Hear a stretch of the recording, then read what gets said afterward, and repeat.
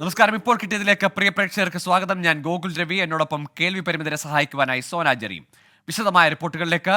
TP. Chandrasekharan വധക്കേസിൽ ഒത്തുതീർപ്പിന് വേണ്ടിയാണോ CPIM solar സമരം അവസാനിപ്പിച്ചതെന്ന് സംശയിക്കുന്നതായി കെ രമ MLA. കേസ് അന്വേഷണം ഉന്നതരിലേക്ക് എത്തിയില്ല. ധാരണയുണ്ടാക്കിയവർ അക്കാര്യം വ്യക്തമാക്കണമെന്നും കെ രമ 24-നോട് പറഞ്ഞു. പക്ഷേ എന്തോ ചില അന്തർധാരകൾ ഉണ്ടായിട്ടുണ്ട് എന്ന കാര്യത്തിൽ എനിക്ക് സംശയമുണ്ട്. അത് ഞാനും അന്നേ പറഞ്ഞതാണ്. അത് എന്താണ് എന്നത് വെളിപ്പെടുത്താനോ തെളിയിക്കാനോ നമ്മളെ കയ്യിൽ ഒരു ഡാറ്റയുമില്ല. പക്ഷേ അങ്ങനെ പൊടുന്നനെ ഒരു സമരം ഒത്തുതീർപ്പാകണമെങ്കിൽ അതിനകത്ത് മറ്റ് വല്ലതും ഉണ്ടായിരുന്നോ എന്നുള്ള സംശയം സ്വാഭാവികമാണ്. ആ സംശയം ഉണ്ട്.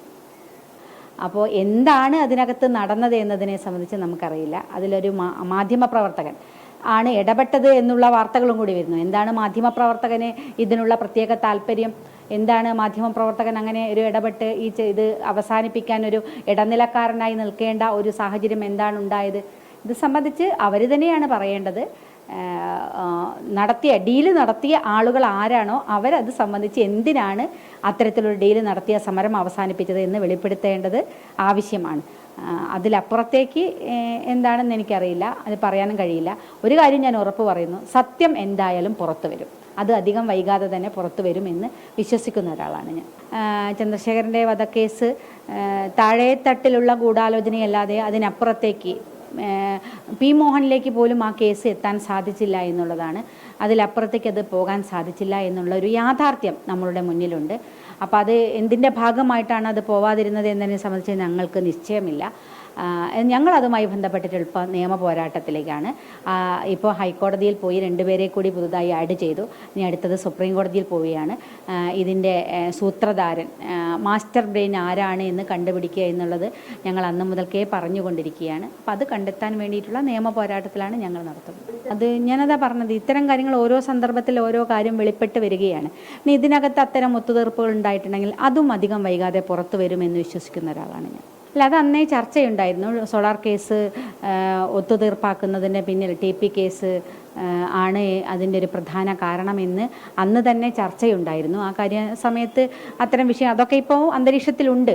അപ്പോൾ ഇതിപ്പോൾ ഒരു പുതിയ വെളിപ്പെടുത്തലിൻ്റെ അടിസ്ഥാനത്തിൽ ഒരു മാധ്യമപ്രവർത്തകൻ പറഞ്ഞതിൻ്റെ അടിസ്ഥാനത്തിൽ വീണ്ടും ഈ ചർച്ചയിലേക്ക് വന്നതാണ്. അതിൻ്റെ യാഥാർത്ഥ്യം ഒരുപക്ഷെ ഈ വെളിപ്പെടുത്തിയ മാധ്യമപ്രവർത്തകൻ തന്നെ പറയണം. ഇത്തരം കാര്യങ്ങൾ അറിയെങ്കിൽ എന്തിനാണ് എന്നതിനെ സംബന്ധിച്ചും കൂടി ആ ഡീലിൽ ഏർപ്പെട്ട ആളുകൾക്ക് അറിയാലോ. അതാണ് ഞാൻ പറഞ്ഞ മാധ്യമപ്രവർത്തകരാണ് ഇതിലൂടെ അകത്തുള്ളത്. അതിൽ ആ മാധ്യമപ്രവർത്തകർ തന്നെ ഇത്രയും കാര്യം പറഞ്ഞ സ്ഥിതിക്ക് ബാക്കി കൂടി പറയാൻ അവർ ബാധ്യസ്ഥരാണ്. അത്തരം കാര്യങ്ങൾ പുറത്തു പറയട്ടെ, ഇത്തരം സംഗതികളൊന്നും ഇല്ലാതിരിക്കട്ടെ എന്ന് ഞങ്ങൾ ആഗ്രഹിക്കുകയാണ്. മിഥില ബാലനുണ്ട് കോഴിക്കോട് നിന്ന് വിശദാംശങ്ങളുമായി. മിഥില, മുഖ്യമന്ത്രിയെ ഉമ്മൻചാണ്ടിയെ താഴെ ഇറക്കാൻ തുടങ്ങിയ സമരം 30 മണിക്കൂർ കൊണ്ട് അവസാനിപ്പിച്ചു പോയതാണ് CPIM. അതിന് CPM തന്നെ മുൻകൈ എടുത്തു എന്ന വെളിപ്പെടുത്തലോടെ രാഷ്ട്രീയ വിവാദമായി മാറുന്നു. ഇന്നിപ്പോൾ കെ രമയുടെ ഭാഗത്തുനിന്ന് ഉന്നയിക്കുന്ന അവർ സംശയം പ്രകടിപ്പിക്കുമ്പോൾ അത് കോൺഗ്രസിന് കൂടി മറുപടി പറയേണ്ട ബാധ്യതയിലേക്ക് പോവുകയല്ലേ? എന്തുകൊണ്ട് ഗൂഢാലോചനയിലെ വൻസ്രാവുകളിലേക്ക് പോകാതെ അന്വേഷണം അവസാനിച്ചു എന്നതിന് കോൺഗ്രസ് നേതൃത്വം കൂടി മറുപടി പറയേണ്ട സാഹചര്യത്തിലേക്കല്ലേ പോകുന്നത്?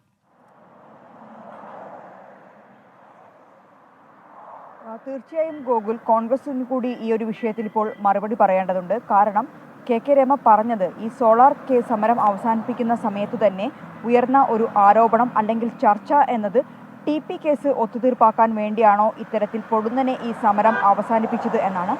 ആ ഒരു ചർച്ച ഇപ്പോഴും അന്തരീക്ഷത്തിലുണ്ട് എന്ന് കെ രമ പറയുന്നു. TP ചന്ദ്രശേഖരൻ വധക്കേസിൽ താഴെത്തട്ടിലേക്ക് മാത്രമാണ് അന്വേഷണം എത്തിയത്. പി മോഹനിലേക്ക് പോലും അന്വേഷണം എത്തിയിട്ടില്ല. അതായത് ഉന്നത നേതാക്കന്മാരിലേക്ക് അന്വേഷണം എത്തിയിട്ടില്ല. TP ചന്ദ്രശേഖരൻ വധത്തിന് പിന്നാലെ കെ രമ ആവശ്യപ്പെടുന്ന ഒരു കാര്യമാണ് ഗൂഢാലോചനയ്ക്ക് പിന്നിൽ ആരാണ്. ഗോകുൽ സൂചിപ്പിച്ചതുപോലെ വൻ സ്രാവുകളിലേക്ക് ഇതുവരെ അന്വേഷണം എത്തിയിട്ടില്ല. അത് എന്തുകൊണ്ടാണ് എന്ന് അറിയില്ല. ഇത്തരത്തിൽ സോളാർ സമരം അവസാനിപ്പിച്ച ആ ഒരു പശ്ചാത്തലത്തിൽ വലിയ രീതിയിൽ ചർച്ചയായ ഒരു വിഷയമാണ് TP ചന്ദ്രശേഖരൻ വധത്തിലെ അല്ലെങ്കിൽ CPMലെ ഉന്നത നേതാക്കളെ രക്ഷിക്കാൻ വേണ്ടിയിട്ടാണോ ഇത്തരത്തിൽ സമരം ഒത്തുതീർപ്പാക്കി അല്ലെങ്കിൽ സമരം അവസാനിപ്പിച്ചത് എന്ന ഒരു ആരോപണം ഉണ്ടായിരുന്നു. ആ ആരോപണം ഇന്ന് വീണ്ടും കെ രമയുടെ അടുത്ത് ചോദിച്ചപ്പോഴാണ് മറുപടി പറഞ്ഞത്. ചില അന്തർധാരകൾ സംശയിക്കുന്നു. പൊടുന്നനെ ഒരു സമരം, വലിയ രീതിയിൽ കത്തിപ്പടർന്ന ഒരു സമരം, സോളാർ സമരം, മുഖ്യമന്ത്രി രാജിവെക്കാതെ ഈ സമരത്തിൽ നിന്ന് പിന്നോട്ട് പോകില്ല എന്ന് പറഞ്ഞ ഒരു സമരം പൊടുന്നനെ അവസാനിപ്പിക്കണമെങ്കിൽ അതിന് പിന്നിൽ കൃത്യമായ എന്തോ കാര്യമുണ്ട്. പക്ഷേ അത് തെളിയിക്കാനുള്ള തെളിവോ മറ്റു കാര്യങ്ങളോ തന്റെ കയ്യിലില്ല. ഒരു നാൾ ഈ സത്യം പുറത്തു വരും എന്നും കെ രമ പറഞ്ഞു വെക്കുന്നുണ്ട്. പോകുന്നു. ശരി, മിഥില ബാലനാണ് കോഴിക്കോട് നിന്ന് വിശദാംശങ്ങൾ നൽകിയത്. ഇപ്പോൾ കെ രമ ഒരു സംശയം ഉന്നയിക്കുമ്പോൾ അത് TP കേസുമായി ബന്ധപ്പെട്ട് എന്തെങ്കിലും അത്തരത്തിലുള്ളൊരു ഒത്തുതീർപ്പുണ്ടായോ എന്നത് കോൺഗ്രസ് കൂടി മറുപടി പറയേണ്ട സാഹചര്യത്തിലേക്കാണ് പോകുന്നത്. ശക്തമായ മഴയ്ക്ക് സാധ്യതയുള്ളതിനാൽ പത്തനംതിട്ട ജില്ലയുടെ മലയോര മേഖലയിൽ രാത്രി യാത്രയ്ക്ക് നിരോധനം. ഗവിയിൽ വിനോദസഞ്ചാരത്തിന് നിയന്ത്രണം. ക്വാറികളുടെ പ്രവർത്തനം വിലക്കി. ഈ മാസം 23 വരെയാണ് നിയന്ത്രണം. ഇടുക്കി തൊടുപുഴയിൽ കനത്ത മഴ തുടരുകയാണ്. 2 മണിക്കൂറായി മഴ തുടരുന്നു. ശ്രീജിത്ത് ശ്രീകുമാരൻ പത്തനംതിട്ടയിൽ നിന്ന്, രാഹുൽ വിജയൻ ഇടുക്കിയിൽ നിന്നും ചേരുന്നുണ്ട്. ആദ്യം ശ്രീജിത്തിലേക്കാണ്. ശ്രീജിത്ത്, എന്താണ് പത്തനംതിട്ടയിൽ വരും ദിവസങ്ങളിലൊക്കെ അതിശക്തമായ മഴയുടെ മുന്നറിയിപ്പുണ്ട്. ഇന്ന് ജില്ലയിലെ മഴയുടെ സാഹചര്യം എന്താണ്? എന്തൊക്കെയാണ് മുൻകരുതൽ നിർദ്ദേശങ്ങൾ? ഗോകുലിനറിയാം, മലയോര മേഖലകൾ കൂടിച്ചേർന്ന ഒരു പ്രദേശമാണ് മലയോര റാണി എന്ന് വിശേഷിപ്പിക്കപ്പെടുന്ന പത്തനംതിട്ട ജില്ല. സ്വാഭാവികമായി അതിൽ ഇന്ന് ഓറഞ്ച് അലർട്ടാണ് ഈ ജില്ലയിൽ പ്രഖ്യാപിച്ചിരിക്കുന്നത്. സ്വാഭാവികമായി ചിറ്റാറടക്കമുള്ള പെരുന്നാടടക്കമുള്ള മലയോര മേഖലകളിൽ ഇപ്പോഴും അതിശക്തമായ മഴ തുടരുന്നുണ്ട് എന്നാണ് ഏറ്റവും ഒടുവിൽ നമ്മൾക്ക് അവിടുന്ന് ലഭിക്കുന്ന വിവരം. ഇത് മാത്രമല്ല, നാളെ റെഡ് അലർട്ടാണ് ഈ ജില്ലയിൽ പ്രഖ്യാപിച്ചിരിക്കുന്നത്. സ്വാഭാവിക നടപടിക്രമം എന്നോണം ജില്ലാ കളക്ടർ ഇതിനകം തന്നെ മുന്നറിയിപ്പ് നൽകിയിട്ടുണ്ട്. 19 മുതൽ 23 വരെ വൈകുന്നേരം 7 മണി വരെ, രാത്രി 7 മണി മുതൽ പുലർച്ചെ 6 മണി വരെ രാത്രി ഗതാഗതത്തിന് നിയന്ത്രണമുണ്ട്. അത് മലയോര മേഖലയിലേക്ക് ഒരു കാരണവശാലും പോകരുത് എന്ന കർശനമായ നിർദ്ദേശം ജില്ലാ ഭരണകൂടം ഇതിനകം തന്നെ നൽകിക്കഴിഞ്ഞു. ഇത് കൂടാതെ ഉരുൾപൊട്ടൽ ഭീഷണിയുള്ള റാന്നി, കോന്നി അടക്കം താലൂക്കുകളിലെ പ്രദേശങ്ങളിലേക്ക് കൃത്യമായ രീതിയിൽ ഉദ്യോഗസ്ഥരെ, ഫയർഫോഴ്സും അതുപോലെ തന്നെ NDRF സംഘങ്ങളെ അടക്കം വിന്യസിച്ചുകൊണ്ടുള്ള ഒരു മുന്നൊരുക്കമാണ് ഇപ്പോൾ നടത്തിക്കൊണ്ടിരിക്കുന്നത്. അതിനുവേണ്ടിയുള്ള തയ്യാറെടുപ്പുകൾ ജില്ലാ ഭരണകൂടം നടത്തിക്കൊണ്ടിരിക്കുന്നു. ദുരന്ത നിവാരണ അതോറിറ്റിയുടെ ചെയർമാൻ കൂടിയായ ജില്ലാ കളക്ടർ ഒരുപക്ഷെ ഇന്ന് തന്നെ മാധ്യമങ്ങളെ കാണാൻ, അല്ലെങ്കിൽ നാളെ തന്നെ രാവിലെ തന്നെ മാധ്യമങ്ങളെ കാണാനുള്ള ഒരു സാധ്യതയും നമ്മൾ മുന്നിൽ കാണുന്നുണ്ട്. എന്തായാലും ദുരന്ത നിവാരണ അതോറിറ്റിയുമായി ബന്ധപ്പെട്ട് നിൽക്കുന്ന റവന്യൂ വിഭാഗത്തിലെ ഉദ്യോഗസ്ഥരോടൊന്നും തന്നെ ജില്ലയിൽ നിന്ന് അനുമതി കൂടാതെ ഒരു കാരണവശാലും പുറത്തേക്ക് പോകരുത്. പത്തനംതിട്ടയിൽ ജാഗ്രതാ നിർദ്ദേശമുണ്ട്. മഴ മുന്നറിയിപ്പിന്റെ പശ്ചാത്തലത്തിൽ ഇനി ഇടുക്കിയിലേക്കാണ് പോകുന്നത്. രാഹുൽ, ഇന്നലെ തന്നെ ഇടുക്കിയിൽ പലയിടത്തും മണ്ണിടിച്ചിട്ടുണ്ടായിരുന്നു. അതിശക്തമായ മഴ ലഭിക്കുന്നു ജില്ലയിലെന്നാണ് മനസ്സിലാക്കുന്നത്. ഇന്ന് പുതിയ മുന്നറിയിപ്പുകൾ എന്തൊക്കെയാണ്? മുൻകരുതൽ നിർദ്ദേശങ്ങൾ എങ്ങനെ? ഗൂഗിൾ, ഏറ്റവും പ്രധാനപ്പെട്ട കാര്യം, കഴിഞ്ഞ 2 മണിക്കൂറായി തൊടുപുഴയിലാണ് ഏറ്റവും കൂടുതൽ മഴ പെയ്യുന്നത് എന്നുള്ളതാണ് ഏറ്റവും പ്രധാനപ്പെട്ട കാര്യം. ശക്തമായ മഴ തുടരുകയാണ്. ഇപ്പോഴും ഹൈറേഞ്ച് മേഖലയിൽ അത്ര തീവ്രമായ മഴയില്ല. ഉച്ചയ്ക്ക് ശേഷം ഒരല്പനേരം മഴ പെയ്തിരുന്നു. പക്ഷേ അതിപ്പോൾ ഇടവിട്ടിടവിട്ടായി പെയ്യുന്നു എന്ന് മാത്രമേ ഹൈറേഞ്ച് മേഖലയിലേക്ക് നോക്കിയാലുള്ളൂ. എന്തായാലും തൊടുപുഴയിൽ ഇടിയോട് കൂടിയ മഴയാണ് എന്നുള്ളതാണ് വളരെ പ്രധാനപ്പെട്ട കാര്യം. മാത്രമല്ല, ഇന്നും നാളെയും മറ്റന്നാളുമൊക്കെ ഇടുക്കിയിൽ റെഡ് അലർട്ട് പ്രഖ്യാപിച്ചിട്ടുണ്ട് കാലാവസ്ഥാ നിരീക്ഷണ കേന്ദ്രം. അതുകൊണ്ട് തന്നെ കൃത്യമായ ജാഗ്രതാ നിർദ്ദേശം ജില്ലാ ഭരണകൂടത്തിന്റെ ഭാഗത്ത് നിന്ന് വരേണ്ടതാണ്. നിലവിൽ അത്തരമൊരു ഔദ്യോഗിക അറിയിപ്പൊന്നും ഉണ്ടായിട്ടില്ല. മലയോര യാത്രകളൊക്കെ ജാഗ്രതയോടുകൂടി വേണമെന്നുള്ള നിർദ്ദേശം വരേണ്ടതാണ്. പക്ഷേ ഇതുവരെ അതുണ്ടായിട്ടില്ല. എങ്കിൽ കൂടിയും ആളുകൾ കൃത്യമായി ജാഗ്രത പാലിച്ചുകൊണ്ട് വേണം പോകാൻ എന്നുള്ള കാര്യം ഓർമ്മപ്പെടുത്തുകയാണ്. പല സ്ഥലങ്ങളിലും ഇന്നലെ മണ്ണിടിച്ചിൽ, ഗതാഗതം തടസ്സപ്പെടുന്ന അടക്കമുള്ള കാര്യങ്ങളുണ്ടായിരുന്നു. ഇന്നെന്തായാലും അത്തരം സംഭവങ്ങളൊന്നും റിപ്പോർട്ട് ചെയ്യപ്പെട്ടിട്ടില്ല. മഴ ഇപ്പോഴും തുടരുകയാണ് എന്നുള്ളതാണ് ഏറ്റവും പ്രധാനപ്പെട്ട കാര്യം. മലങ്കര ഡാമിന്റെ 2 ഷട്ടറുകൾ 20 സെന്റിമീറ്റർ ഉയർത്തിയിട്ടുണ്ട്. അത് മഴ പെയ്ത് വെള്ളം കൂടിയത് കൊണ്ടല്ല, സ്വാഭാവിക നടപടിയായിട്ട് ഉയർത്തിയതാണ്. എങ്കിൽ കൂടിയും തൊടുപുഴയായിട്ട് ജലനിരപ്പ് ഉയരാനുള്ള ഒരു സാധ്യത കണക്കിലെടുത്ത് മൂവാറ്റുപുഴ, തൊടുപുഴ ഈ ഭാഗങ്ങളിലുള്ള ആറിന്റെ കരയിൽ താമസിക്കുന്ന ആളുകൾ ജാഗ്രത പാലിക്കണമെന്നുള്ള നിർദ്ദേശം കൂടി ജില്ലാ ഭരണകൂടം നൽകിയിട്ടുണ്ട്. ശരി, ഇടുക്കിയിലും പത്തനംതിട്ടയിലും മഴ തുടരുന്നുണ്ട്. വരും ദിവസങ്ങളിൽ അതിശക്തമായ മഴയുടെ സാഹചര്യത്തിൽ കൃത്യമായ മുന്നറിയിപ്പുകളുണ്ട്. അത് ജനങ്ങൾ പാലിക്കണമെന്നതാണ് രാഹുൽ വിജയനും ശ്രീകുമാരനും പങ്കുവയ്ക്കുന്ന വിവരങ്ങൾ. തിരുവനന്തപുരം കല്ലമ്പലത്ത് വാഹനാപകടം. സ്വകാര്യ ബസ് നിയന്ത്രണം വിട്ട് മറിഞ്ഞ് നിരവധി പേർക്ക് പരിക്കേറ്റവരെ ആശുപത്രിയിൽ പ്രവേശിപ്പിച്ചു. ഹരികൃഷ്ണനുണ്ട് തിരുവനന്തപുരത്ത് നിന്ന്. ഹരി, എപ്പോഴാണ് ഈ അപകടമുണ്ടായത്? പരിക്കേറ്റവരെ, അല്ലെങ്കിൽ ഈ ബസ്സിലുണ്ടായിരുന്ന എല്ലാ യാത്രക്കാരെയും കൃത്യമായി പുറത്തെടുക്കാനും ആശുപത്രിയിലേക്ക് മാറ്റാനും സാധിച്ചിട്ടുണ്ടോ? ഗൂഗിൾ ഏതാണ്ട് 1 മണിക്കൂറിന് മുമ്പാണ് ഈ അപകടം ഉണ്ടായതെന്നുള്ളതാണ് നമുക്ക് ലഭിക്കുന്ന ഒരു വിവരം. അതായത് ഈ തിരുവനന്തപുരം വർക്കലയ്ക്ക് അടുത്തുള്ള കല്ലമ്പലത്തിന് അടുത്ത് ഈ Thevalakkad UP school, Vellalloor Thevalakkad UP സ്കൂളിന് സമീപമാണ് ഈ അപകടം ഉണ്ടായത് എന്നുള്ളതാണ്. ഇവിടെ ഈ 1 മണിക്കൂറായി മഴയുണ്ടായിരുന്നു, ചെറിയ മഴയുണ്ടായിരുന്നു. അങ്ങനെ ഈ റോഡൊക്കെ തെന്നിക്കിടക്കുന്ന ഒരു സാഹചര്യമായിരുന്നു. അതിനിടയിൽ ഈ സ്വകാര്യ ബസ്, ഉണ്ണികൃഷ്ണൻ എന്ന സ്വകാര്യ ബസ്സാണ് ഈ അപകടത്തിൽപ്പെട്ടത്. ആ ബസ് നിയന്ത്രണം വിട്ട് മറിയുകയായിരുന്നു എന്നുള്ളതാണ് മനസ്സിലാക്കുന്നത്. ഈ നിയന്ത്രണം വിട്ട് റോഡിന് കുറുകെ ഈ ബസ് മറിഞ്ഞൊരു സാഹചര്യം ഉണ്ടായി. ഏതായാലും 7ഓളം യാത്രക്കാർക്ക് പരിക്കേറ്റിട്ടുണ്ട്. ഈ ബസ്സിനകത്ത് നിരവധി ആളുകൾ ഉണ്ടായിരുന്നു എന്നാണ് മനസ്സിലാക്കുന്നത്. അതിൽ 7 പേർക്ക് പരിക്കേറ്റിട്ടുണ്ട്. ഈ പരിക്കേറ്റവരെ ഈ സമീപത്തുള്ള ഒരു സ്വകാര്യ ആശുപത്രിയിൽ പ്രവേശിപ്പിച്ചിട്ടുണ്ട്. ഇതിൽ ഈ ബസ് ഓടിച്ചിരുന്ന ഡ്രൈവറുടെ നില അല്പം ഗുരുതരമാണ്. ഇയാളെയും ആശുപത്രിയിലേക്ക് മാറ്റിയിട്ടുണ്ട്. ഇയാൾ തമിഴ്നാട് സ്വദേശിയാണെന്നുള്ളതാണ് നമുക്ക് ലഭിക്കുന്ന ഒരു വിവരം. എന്തായാലും അപകട കാരണം കൃത്യമായി വ്യക്തമല്ല. പക്ഷേ കണ്ടുനിന്ന ഈ നാട്ടുകാർ അടക്കം പറയുന്നത് ഈ മഴയത്ത് ഈ നിയന്ത്രണം വിട്ട് തെന്നി പോയതാണ് എന്നുള്ളതാണ്. എന്തായാലും സംഭവ സ്ഥലത്ത് ഈ ഗതാഗതം തടസ്സപ്പെട്ടിട്ടുണ്ട്. ഈ ബസ് മാറ്റുന്നതിനുള്ള നടപടികളിലേക്ക് കാര്യങ്ങൾ ഇപ്പോൾ നീങ്ങുകയാണ്. ഗൂഗിൾ. ശരി, ഹരികൃഷ്ണനാണ് കല്ലമ്പലത്തെ അപകടത്തിന്റെ വിശദാംശങ്ങൾ നൽകിയത്. തമിഴ്നാട്ടിൽ നാളെ 3 ജില്ലകളിൽ അതിതീവ്ര മഴയ്ക്ക് സാധ്യത. റെഡ് അലർട്ട് പ്രഖ്യാപിച്ചിട്ടുണ്ട്. ഊട്ടി ഉൾപ്പെടെ വിനോദസഞ്ചാര കേന്ദ്രങ്ങളിൽ ജാഗ്രതാ നിർദ്ദേശം നൽകി. മനേഷ് മൂർത്തിയുണ്ട് ചെന്നൈയിൽ നിന്ന് വിശദാംശങ്ങളുമായി. മനേഷ്, ഇന്നലെ പഴയ കുറ്റാലത്തെയൊക്കെ വലിയ മലവെള്ളപ്പാച്ചിലിന്റെ ദൃശ്യങ്ങൾ നമ്മൾ കണ്ടതാണ്. അപകടവും മരണവും ഒക്കെ ഉണ്ടാവുന്നു. തമിഴ്നാട്ടിൽ പൊതുവിൽ മഴയുടെ സാഹചര്യം എന്താണ്? എവിടെയൊക്കെയാണ് നിയന്ത്രണങ്ങൾ, ജാഗ്രതാ നിർദ്ദേശങ്ങൾ?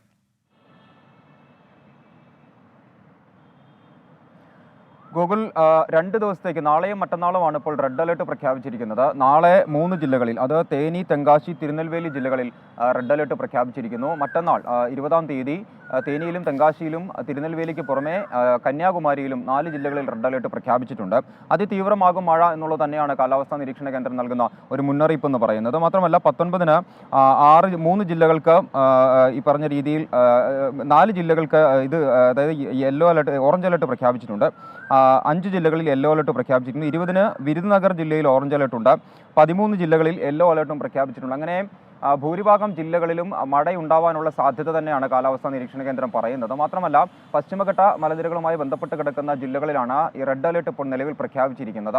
മാത്രമല്ല ഈ പറഞ്ഞ രീതിയിൽ വിനോദസഞ്ചാര കേന്ദ്രങ്ങളിലേക്ക് ഉള്ള യാത്രകൾ പരമാവധി കുറയ്ക്കണം എന്നുള്ളതാണ് നൽകിയിരിക്കുന്ന നിർദ്ദേശം. അതല്ല, ആ രീതിയിൽ വരുന്നവരാണെങ്കിൽ അതിനുള്ള സുരക്ഷാ ക്രമീകരണങ്ങളെല്ലാം തന്നെ ഒരുക്കണം, പാലിക്കണം എന്നുള്ള നിർദ്ദേശങ്ങളൊക്കെ പാലിച്ച് വേണം ഈ പറഞ്ഞ രീതിയിൽ വിനോദസഞ്ചാര കേന്ദ്രങ്ങളിൽ എത്താൻ എന്നുള്ള ഒരു കാര്യവും എന്തായാലും ഈ പറഞ്ഞ രീതിയിലുള്ള ചില മുന്നറിയിപ്പുകളും എന്തായാലും ഉണ്ട്. അത് പ്രത്യേകിച്ചും ഊട്ടി, ഹൊഗനക്കൽ, കൊടൈക്കനാൽ പോലുള്ള മേഖലകളിലാണ് ഈ രീതിയിലുള്ള മുന്നറിയിപ്പ് നൽകിയിരിക്കുന്നത്. എന്തായാലും വരുന്ന 2 ദിവസങ്ങൾ 19-ഉം 20-ഉം അതിതീവ്രമായ മഴയുണ്ടാകും തമിഴ്നാട്ടിലും എന്നുള്ളതാണ് കാലാവസ്ഥാ നിരീക്ഷണ കേന്ദ്രത്തിന്റെ മുന്നറിയിപ്പ്. ഗൂഗിൾ.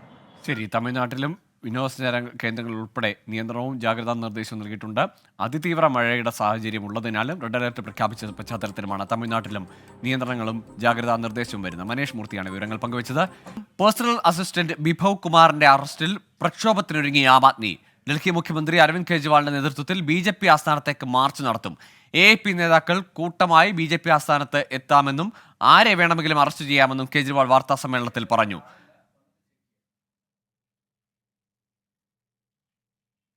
को लगता है कि आप आम आदमी पार्टी के नेताओं को जेल में डाल के आम आदमी पार्टी को क्रश कर दोगे। ऐसे आम आदमी पार्टी क्रश नहीं होने वाली। आप एक बार डाल के देख लो। आम आदमी पार्टी एक विचार है जो पूरे देश के अंदर लोगों के दिल में चला गया है। जितने आप आम आदमी पार्टी के नेताओं को डालोगे जेल में, उससे 100 गुना नेता ये देश पैदा करेगा। कल 12 बजे मैं अपने सभी नेताओं के साथ BJP हेडक्वार्टर आ रहा हूं, जिसको आपको जेल AAP MP സ്വാതി മലിവാളിനെ ആക്രമിച്ച കേസിൽ അറസ്റ്റിലായ ബിഭവ് കുമാർ ഡൽഹി പോലീസിന്റെ കസ്റ്റഡിയിൽ തുടരുകയാണ്. ഡൽഹിയിൽ നിന്ന് നിതിൻ അംബുജൻ ചേരുന്നുണ്ട് വിശദാംശങ്ങളുമായി. നിതിൻ, ജയിൽ മോചിതനായി ഇന്ത്യ മുന്നണിക്കാകെ തന്നെ വലിയ ആവേശം പകർന്ന അരവിന്ദ് കെജ്രിവാളും ആം ആദ്മിയും വലിയ പ്രതീക്ഷയിലായിരുന്നു ഈ തെരഞ്ഞെടുപ്പിലെ പ്രചരണത്തിലടക്കം. അവിടെയാണ് ഈ സ്വാതി മലിവാളുമായി ബന്ധപ്പെട്ട പ്രശ്നങ്ങളൊക്കെ ഉയരുന്നത്. അതിനെ രാഷ്ട്രീയമായി തന്നെ നേരിടാൻ ആത്മവിശ്വാസം പ്രകടിപ്പിക്കുകയാണോ അരവിന്ദ് കെജ്രിവാൾ?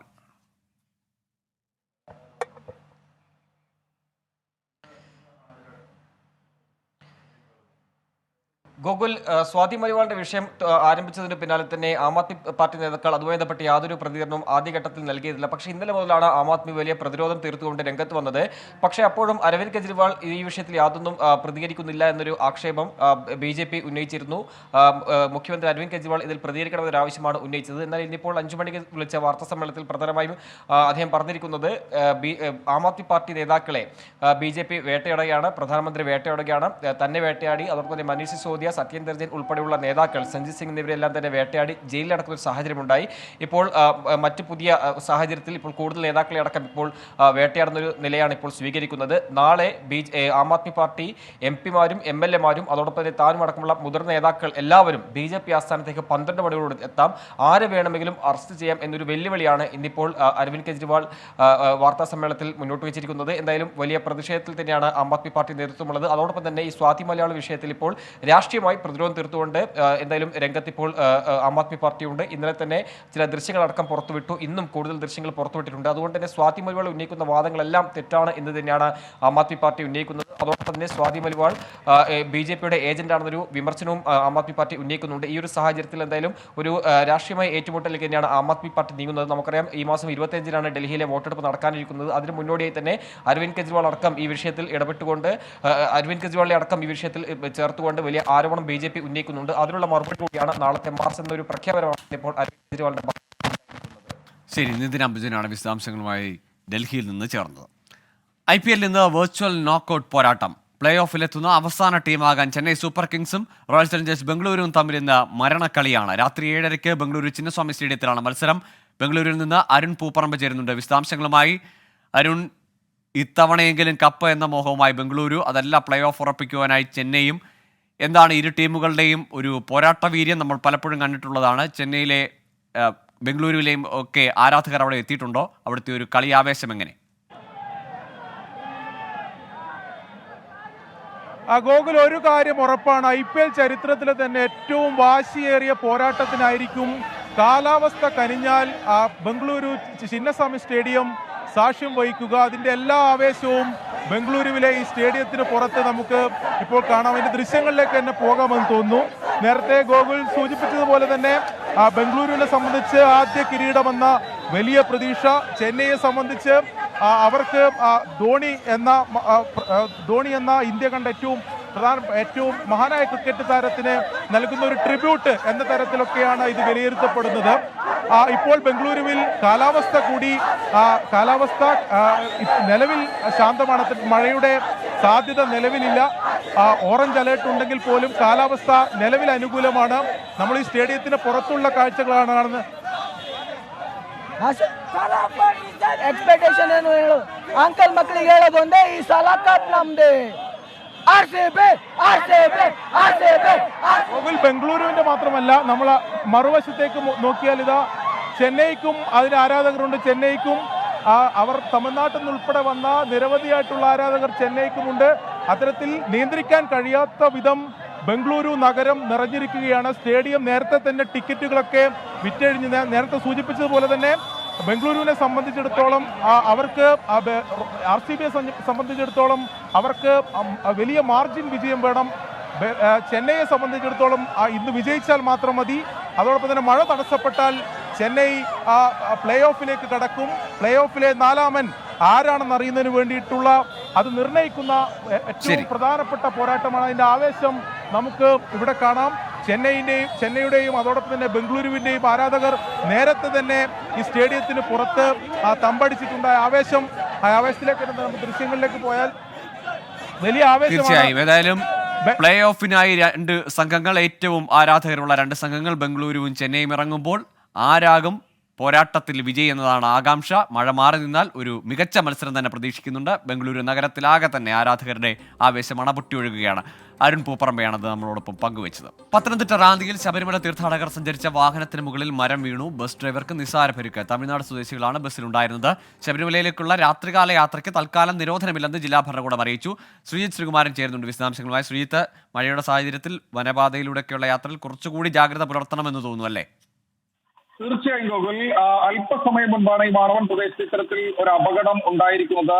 ഈ ബദാം മരമായിരുന്നു. ഇത് ശക്തമായ കാറ്റിലും മഴയിലും മരം ഒടിഞ്ഞു വീഴുകയായിരുന്നു എന്നാണ് ഏറ്റവും ഒടുവിൽ അവിടെ നിന്ന് ലഭിക്കുന്ന റിപ്പോർട്ടുകൾ. ആ ഡ്രൈവറുടെ ഭാഗത്തേക്കാണ് ഇത്തരത്തിൽ മരം വീണത്. എന്തായാലും ഡ്രൈവർ നിസ്സാര പരിക്കുകളോടെ കൂടി അവിടുത്തെ സ്വകാര്യ ആശുപത്രിയിൽ പ്രവേശിച്ചിട്ടുണ്ട്. കാര്യമായ കുഴപ്പം അദ്ദേഹത്തിന് ഇല്ല എന്നാണ് മനസ്സിലാക്കുന്നത്. എന്തായാലും ജില്ലാ കളക്ടർ അല്പസമയം മുമ്പ് നമ്മൾ നേരിട്ട് അദ്ദേഹത്തെ വിളിച്ചിരുന്നു. ഈ പത്തനംതിട്ടയിൽ രാത്രികാല യാത്രാ നിരോധനം തീർത്ഥാടകർക്ക് ബാധകമാകില്ല എന്ന് അദ്ദേഹം അറിയിച്ചിട്ടുണ്ട്. പക്ഷേ നിയന്ത്രണങ്ങൾ ഉണ്ടാകും. പമ്പാ ത്രിവേണിയിൽ ജലനിരപ്പ് ഉയരാൻ സാധ്യതയുണ്ട്. അതുകൊണ്ട് തന്നെ അങ്ങനെയാണെങ്കിൽ നിയന്ത്രണം കർശനമാക്കുമെന്ന് അറിയിച്ചിട്ടുണ്ട്. ഒരു ദിവസം മാത്രമേ നടയടയ്ക്കാൻ ബാക്കിയുള്ളൂ. അതുകൊണ്ട് തന്നെ ശബരിമല തീർത്ഥാടകർക്ക് നിയന്ത്രണങ്ങളോടുകൂടി മാത്രമേ അങ്ങോട്ട് കയറി ചെല്ലാനാകൂ എന്ന് സാരം. ശരി, ശ്രീകുമാരനാണ് പത്തനംതിട്ടയിൽ നിന്ന് വിവരങ്ങൾ നൽകിയത്. ഇനി ഇപ്പോഴത്തെ കാലാവസ്ഥ സമർപ്പിക്കുന്നത് Berger paints 100 years of trust.